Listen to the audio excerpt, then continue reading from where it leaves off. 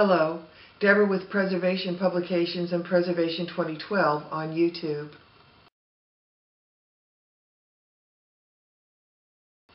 I wanted to talk to you a little bit about Mountain House freeze-dried foods.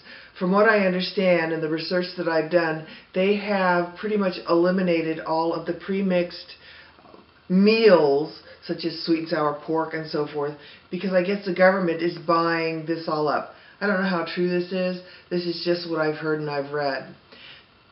I am not too worried about any of that because I tend to make up my own mixtures of things and keep them available just in case of emergencies. And I'd like to go through a couple of them with you right now. Now, as I've told you, I dehydrate a lot of my foods on my own. And I've pulled out some samples of some of the mixes that I've made and have stored. And we'll put recipes on my blog in case you're interested on how to make any of these yourself. The first is vegetables and rice. It's simply adding all kinds of dehydrated vegetables that you and your family like to eat in a packet with rice, and you add bouillon cubes. I don't tend to put the bouillon cubes in the packages that I store all of this in, but I do put them in a separate package so that if they were to turn, it wouldn't contaminate the food that's already in here.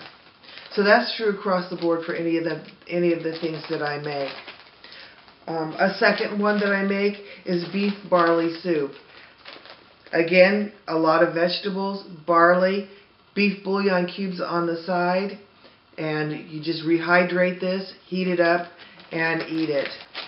Another is chicken noodle soup. Well, this isn't a real tough one if any of us have made homemade soup.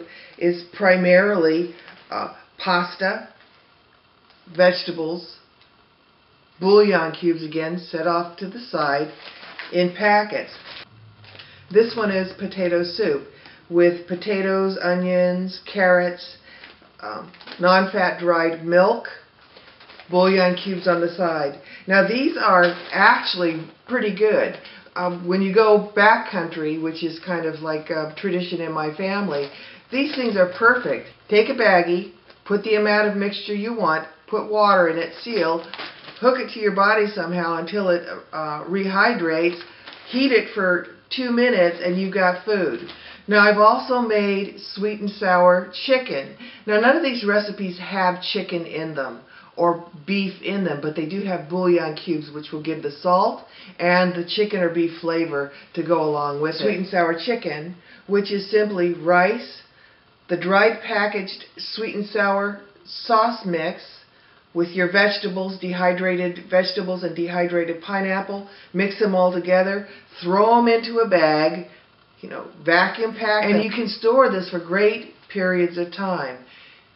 Make sure that you have the complimentary bouillon cubes to go along with these meals, and even though they are meatless, they taste pretty good, and they will hold you over in some tough times, give you some flavor to what you're growing out in the backyard. So if you're in the habit of buying the freeze-dried number 10 cans of mixed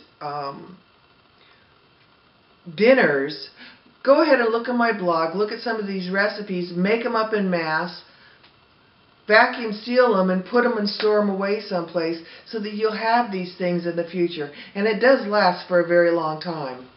So I hope you try them out. Even if you just make a cupful, cook it, see how you like the flavor, see if it's something that you would enjoy. And if you do, then store it up. They're nice meals to have, easy and quick. And if we're ever in a situation where we don't have the ability to cook food, these are foods that you can just fill with water till they rehydrate and then rapidly cook them. It is a matter of minutes just to heat them up. They don't have to be cooked for long periods of time.